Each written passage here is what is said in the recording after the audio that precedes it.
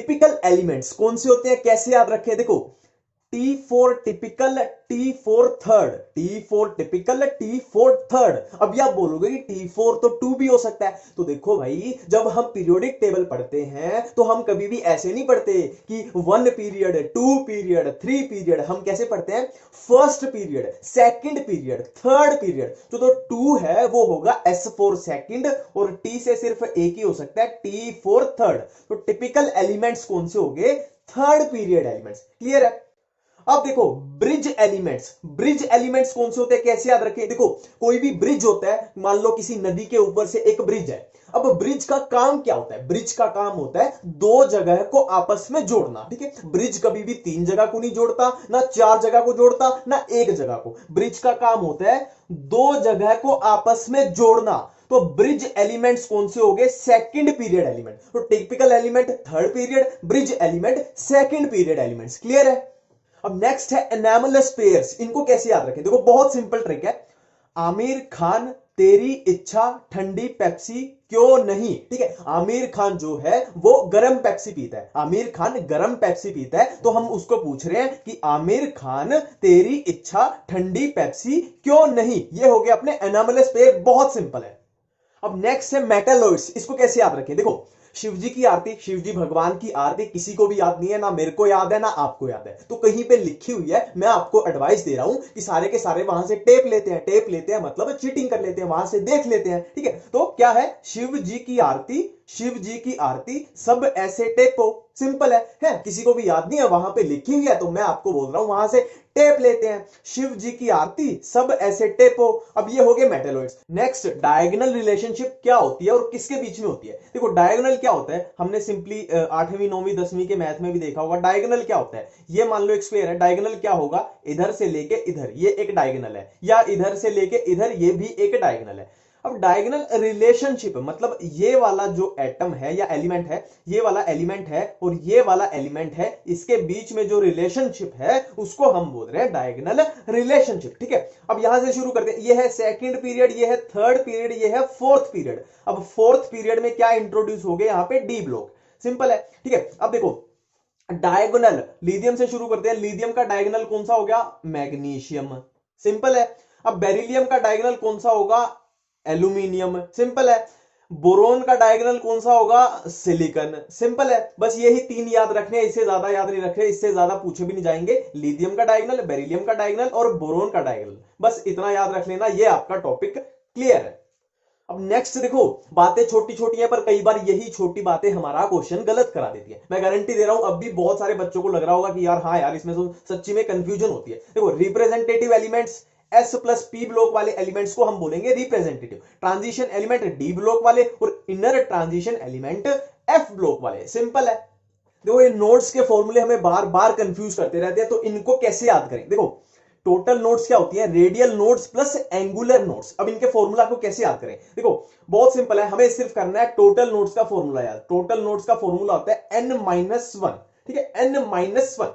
अब common sense की बात है, n-1 किस किस से मिलके बना है, radial nodes plus angular nodes. ठीक है, अब हमें चाहिए n-1 अपना आंसर चाहिए, तो हम यहां पे ऐसा क्या प्लस करें, हम यहां पे ऐसा क्या प्लस करें कि हमारे पास n-1 आंसर आ जाए। तो सीधी सी बात है कि n-1 तो हमारे पास यहां पे होना ही चाहिए, क्योंकि हमें ये तो आंसर में ही चाहिए, तो ये तो मिनिमम रिक्वायरमेंट है कि ये तो होना ही चाहिए। अब यहां पे क्या प्लस माइनस करें, हम सिंपली क्या कर देते हैं, minus L plus L, minus L plus L. अब क्या हो गया, प्लस एल से माइनस एल कट जाएगा, तो अपने पास आंसर क्या बच जाएगा, n-1। सिंपल है, एक बार दोबारा लिख लेते हैं, देखो हमारे पास इक्वेशन क्या बनी, n-1 हमें चाहिए, तो n-1 तो मिनिमम होना ही चाहिए, तो इसकी कैंसिलेशन के लिए हम क्या कर देते हैं, minus L plus L, minus L plus L cancel होके बना देंगे n-1। अब देखो अपना फॉर्मूला क्या था, टोटल नोड्स, टोटल नोड्स हमें यहां मिल गई। ठीक है, अब यहां हमने किया था प्लस, तो इस इक्वेशन में प्लस के साइन को पकड़ लो, ये है प्लस का साइन, तो प्लस से इधर क्या था, ये था रेडियल नोड्स, और ये क्या हो जाएगा, प्लस से उधर ये हो जाएगा एंगुलर नोड्स। अभी आप बोलोगे कि हम ये कैसे याद करें कि ये रेडियल नोड्स था और ये एंगुलर था, तो देखो एंगुलर का आ रहा है एल, एंगुलर में क्या आ रहा है, सिर्फ एल, तो एल को अगर हम ध्यान से देखें, ये एल है तो यहां पे एक एंगल बन रहा है, ये थीटा मान लो या 90 कुछ भी मान लो, ये थीटा मान लेते हैं। तो एल में हमारे पास एंगल बन रहा है, तो इससे याद आ जाएगा कि एल वाली थी, सिर्फ एल वाली, खाली एल वाली, ओनली एल वाली जिसमें एंगल बन रहा था वो थी एंगुलर नोड्स, और ये वाली हो जाएगी ऑटोमेटिकली रेडियल नोड। ठीक है, अब नेक्स्ट है डोबेनियर ट्राइड रूल। देखो मैं फिर से बोल रहा हूं कि ये सारा एनसीईआरटी में दिया हुआ है, तो ओवर स्मार्ट मत बनना कि ये तो फालतू का करा रहा है, ये सब एनसीईआरटी में लिखा हुआ है। ठीक है, जाके चेक कर लेना। अब ये क्या बोलता है, देखो यहां पे लिखा हुआ है ट्रायड, ट्रायड मतलब तीन, तो हमने ग्रुप में तीन एलिमेंट ले लिए, जैसे फॉर एग्जांपल हम ले लेते हैं लिथियम, सोडियम और पोटेशियम। ठीक है, अब इनका एटॉमिक मास हमें पता है, लिथियम का कितना होता है 7, सोडियम का कितना होता है 23 और पोटेशियम का कितना होता है 39। सिंपल है, इतना क्लियर है।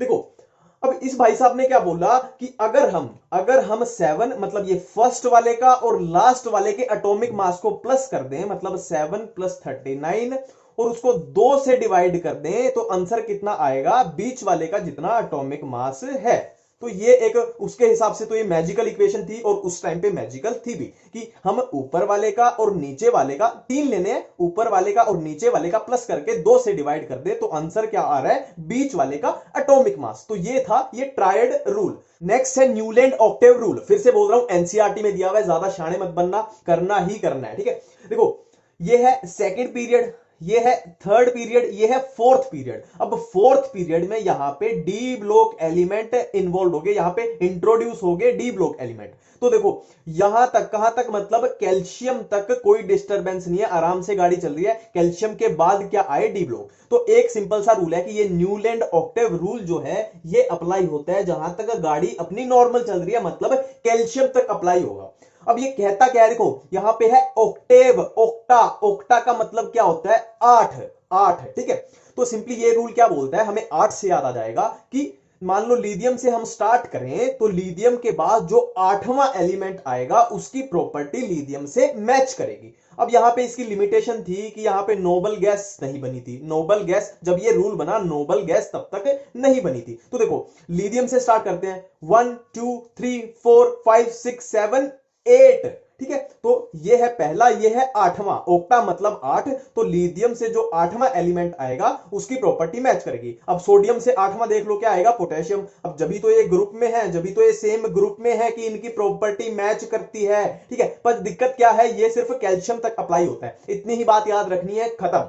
अब लास्ट है लूदर मेयर कर्व। देखो फिर से बोल रहा हूं एनसीईआरटी में लिखी हुई है तो इसको इग्नोर नहीं करना। इसमें सिर्फ आपको एक ही बात याद रखनी है कि ये कर्व क्या थी, किसके बीच में थी, वेट और वॉल्यूम के बीच में, वेट और वॉल्यूम के बीच में। अब देखो सिंपल सी बात है कि हम चैप्टर ही एटम वाला पढ़ रहे हैं, तो एटॉमिक वेट और एटॉमिक वॉल्यूम के बीच में ही होगी, सिंपल सी बात है। ऐसा थोड़ी होगा कि 2 किलो चीनी और 2 किलो चावल के बीच में थी। एटम वाला चैप्टर है तो एटॉमिक वेट और एटॉमिक वॉल्यूम के बीच में थी लूदर मेयर कर्व, ये बात याद रखेंगे।